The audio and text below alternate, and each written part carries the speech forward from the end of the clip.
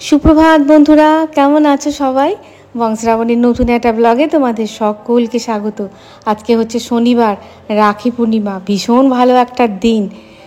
রাখি পূর্ণিমার অনেক অনেক অনেক ভালোবাসা আর শুভেচ্ছা তোমাদের জানালাম।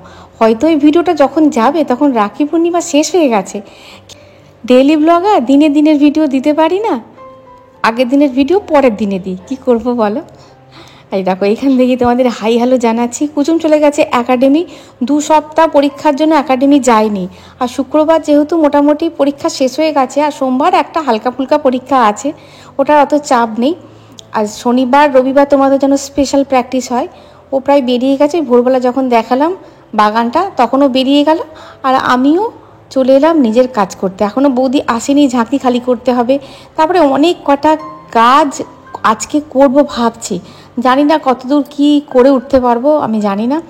ওপরতলার বাসি কাজ আমার এখনও হয়নি, মানে আমার যে কাজগুলো এখনও হয়নি। ঝাঁকিটা খালি করে বাইরে দিয়ে দিই, দিয়ে নিচে তলায় একটা দুটো কাজ করার পর ওপরতলায় যাব।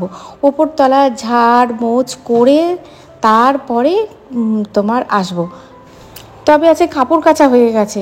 কাপড় কাচা হয়ে গেছে এই কারণে, কেননা আমার জামাটা ভিজে গেছে। ভেবেছিলাম একেবারে স্নান করে নেবো, কিন্তু জামাটা ভিজে গেছে, এখনও কাজ বাকি আছে। আনলাম দরকার নেই, জামাটা ছেড়ে ফেলি, দিয়ে ব্রেকফাস্টটা তৈরি করে নিই, তারপরে আমি একবারে স্নান করে চলে আসবো। তোমাদের তো বলেইছি ভয়ানক খতরনাক জিনিস এই টিফিন বক্স। টিফিন বক্স যার, এখানে অন্য কারো টিফিন বক্স নেই, যার যা টিফিন বক্স আমি দিয়ে দিয়েছি। এখানে আমার টিফিন বক্স আছে।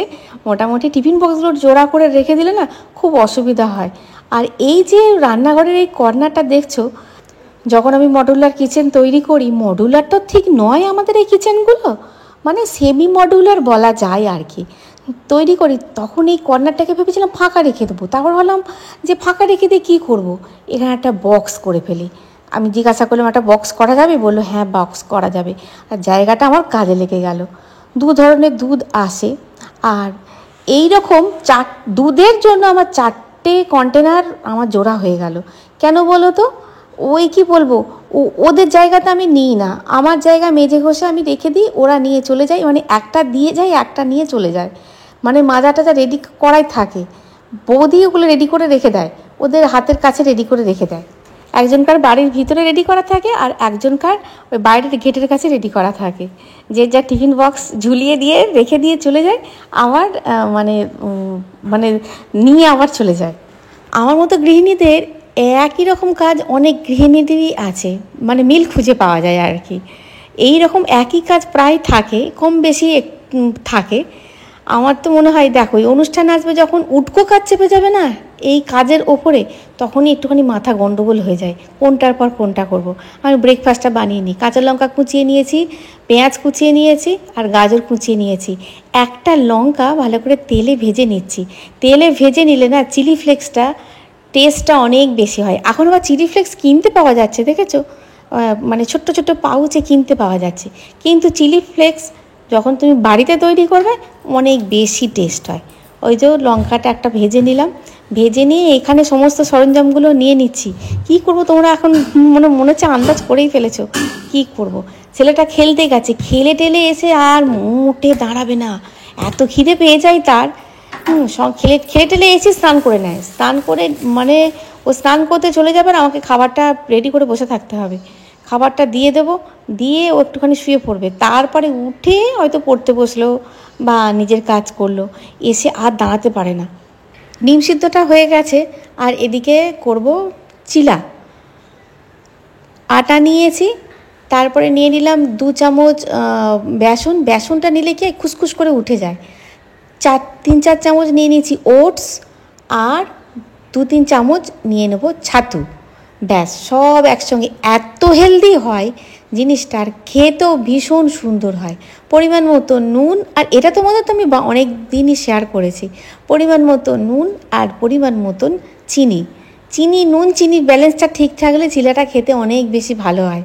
যেহেতু সবজি পড়ছে, এতে একটু যদি ধনে পাতা পড়তো খুব ভালো হতো। ধনে পাতা প্রভুকে আমি আনতে বলেছিলাম, বলো সেরকম ধনে পাতা পাওয়া গেল না বাজারে।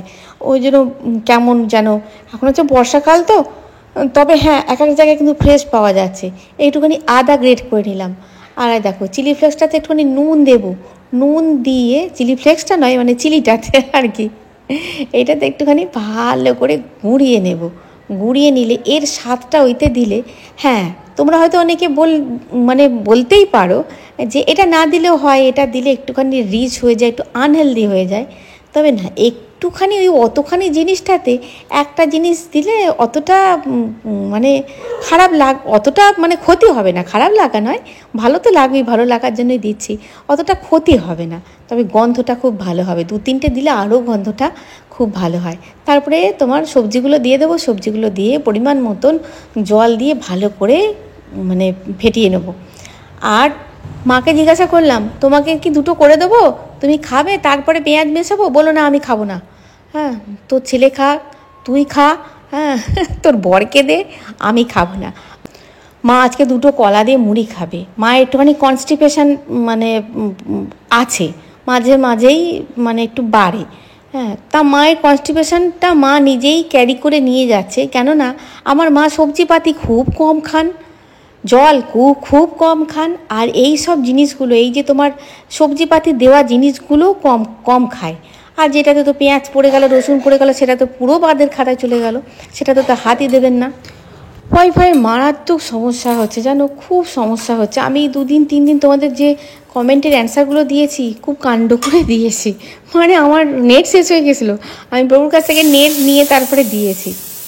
ওয়াইফাই খুব গণ্ডগোল করছে, ওই মাঝে মাঝে আসছে, মাঝে মাঝে আসছে না। ছেলেটা আসবো করে এলো না।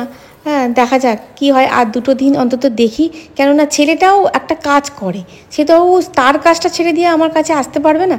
আর আমি দেখি আর 2টো দিন দেখি, তারপরে ব্যবস্থা করা হবে, যদি অন্য ব্যবস্থা কিছু করা যায়। তবে ও এসে গেলে সমস্যার সমাধান হয়ে যাবে।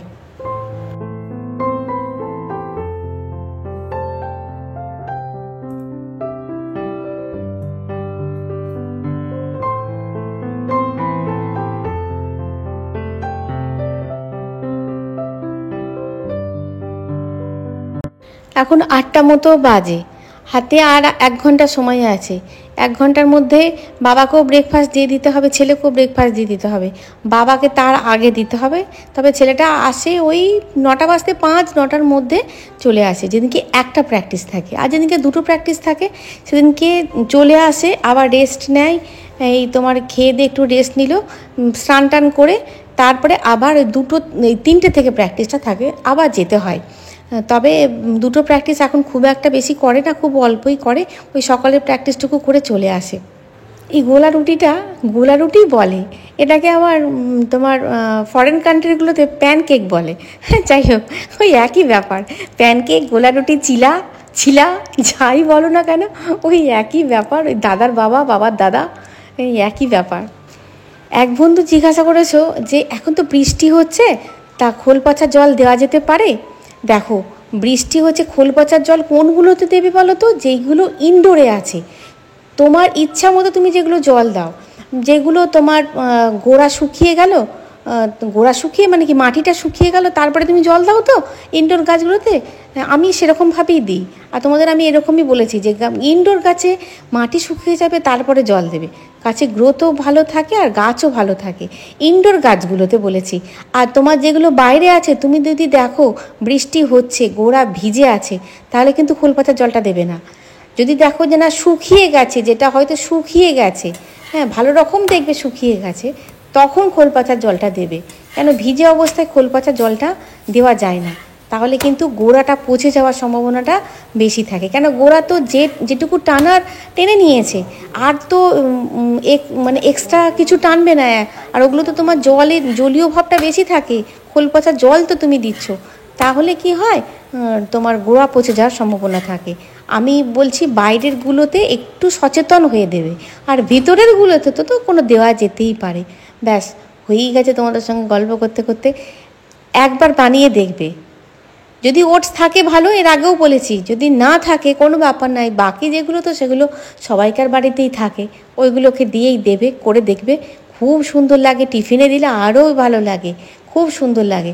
ভেবেছিলাম ওপরে একটুখানি পনির ছিল, একটুখানি পনির গ্রেট করে দেবো, আজকে আর পেরে উঠবো না, কেননা এত কিছু করতে গিয়ে আর পেরে উঠবো না, অনেক কটা কাজ আছে, আর মেন কোর্সে এখনও যেতে দেরি আছে। মেন কোর্স বলতে কি, রান্নাবান্না কখন করব জানি না। প্রভু দাঁড়িয়ে আছে, প্রভু বলেছে হয়ে গেল, হয়ে গেছে। আমি বললাম হ্যাঁ হয়ে গেছে, ওকে এখন দুটো দিয়ে বসাই, তারপরে খাক, তারপরে যাচ্ছি দিচ্ছি। আর এটা তোমার কাসুন্দি দিয়েও খেতে ভালো লাগে। ফুল তোলা হয়ে গেছে, মায়ের জব করা হয়ে গেছে, মোটামুটি মা পুজো করেছে, আমি আরতিটা একটু করে চলে যাব।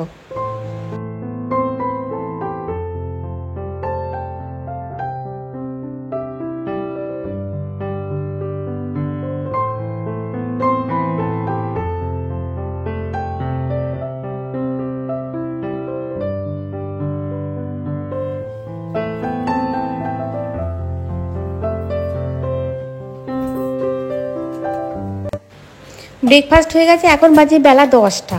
কুসুমকে জিজ্ঞাসা করলাম যে তুই আবার খেলতে যাবি? বলো না মা, আর খেলতে যাব না। তাহলে আমার তাড়াহুড়ো করার দরকার নেই, কেননা সেই 1:30টার সময় ভাত খাবে। একটুখানি রান্নার শুধু এগিয়ে নিয়েছি, এগিয়ে নিয়ে চলে এসেছি এই আলমারিটা পরিষ্কার করতে। তোমাদের তো গতকালই বললাম আলমারিগুলো পরিষ্কার করব, মোটামুটি প্রায় শেষের থেকে। আলমারির কাজ আর নেই। এই আলমারি তোমার পরিষ্কার করতে গেলে এটা বেরোয়, সেটা বেরোয়, ওটা বেরোয়, তখন মনে হয় এটা এখানে রেখে দিয়েছি। দেখো, এটা হচ্ছে আমার মেজো কাকিমা আমাকে দিয়েছিল ফিতে বাঁধা নাইটি। সত্যি কথা বলতে কি, কুচুম যখন একদম ছোট ছিল, যখন ব্রেস্ট ফিড করতো, তখন আমি বেশ কিছু মাস ফিতে বাঁধা নাইটি পরেছিলাম সুবিধার্থে। তারপরে কুচুম বড় হতে আরম্ভ করলো, আমি ফিতে বাঁধা নাইটি পরা বন্ধ করে দিলাম। আমার একটা নিজের কেমন মানে লাগতো। হ্যাঁ, ফিতে বাঁধা নাইটি এবার কাকিমা আমাকে দিয়েছে, আমি রেখে দিয়েছি। হ্যাঁ, যদি কোনো দিন মন হয় তাহলে পরবো। খুব একটা পরা হয় না, রাত্রেবেলা ভীষণ পরিমাণে ক্লান্ত হয়ে যায়। তারপরে যদি এসিতে শুই, তাহলে ওই ফিতে বাঁধা নাইটি পরে শুলে না ঠান্ডা লেগে যায়। কখনো সব সময় তো গায়ে চাপা দিই না, আর আমার ঠান্ডার দাঁত আছে তোমরা জানো, আমার না ওই মানে ঠান্ডা লেগে যায়। আর একটা অভ্যাস, এটা আরও কেন পড়ি না বলো তো, শুধু ঠান্ডা লাগার ভয় নয়, এটা যদি একটা অভ্যাস তৈরি করে ফেলি না, তাহলে কোথাও গেলে ওই ফিতে বাঁধা নাইটিটি না পরলে রাত্রেবেলা আর ঘুম আসবে না। ওর জন্য ওই অভ্যাসটা করিনি। কুচুমকেও পাশ বালিশ দিই না জানো।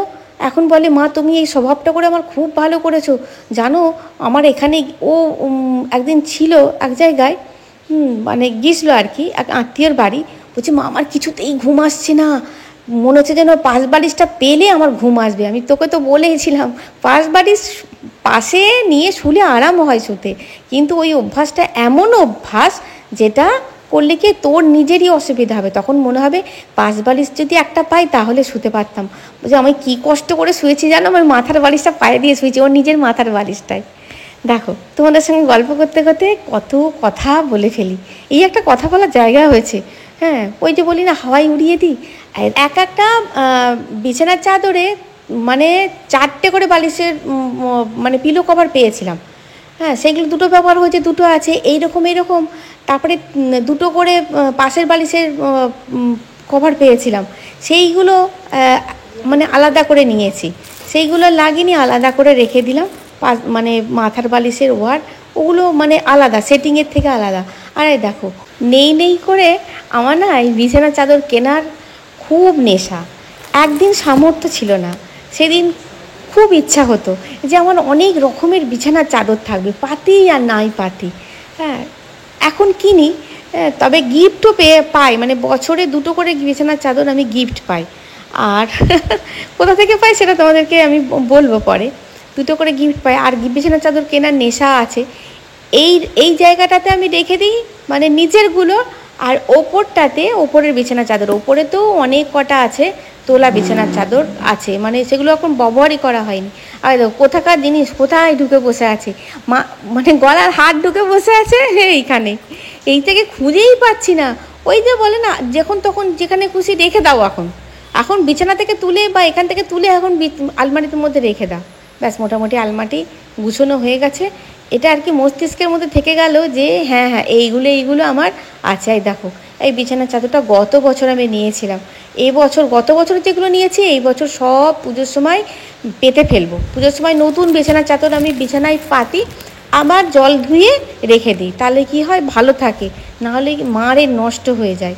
অনেক কটা বিছানার চাদর নিচে থেকে গেল, আরও প্রায় 3-4টে আছে ওপরে, সেগুলো ভাঙা হয়নি।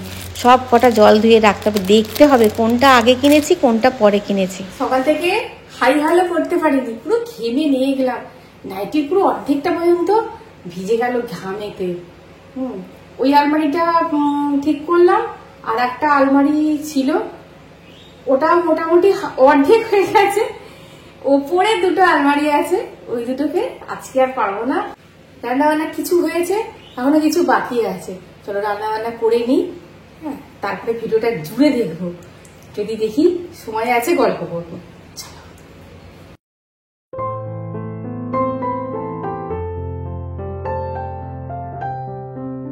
দেখো, সংসারকে পরিপাটি করে রেখে দেওয়া সব সময়ের জন্য সম্ভব নয়, কিন্তু যদি আমরা চেষ্টা করি একটুও অন্তত পরিপাটি থাকবে।